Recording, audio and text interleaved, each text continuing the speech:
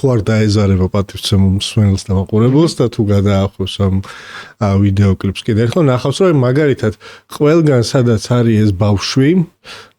ყველგან არის რაღაც ჩანს ეგრეთ წოდებული გირლიანდა და საახალწლო განათება არის ყვითელი ფერის და არის თბილი და ეს ბავშვი სადაც არის ძირითადად ყველგან არის ირევა ბევრი ხალხი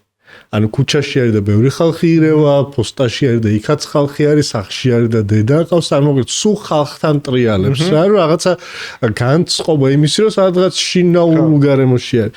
და ბებიის სამყაროში რო გადავდივართ, ბებიის სამყაროში სხვა კამერით არის გადაღებული, უფრო დოკუმენტური სტილის, ცივი განათება, არსად არ არის ნახმარი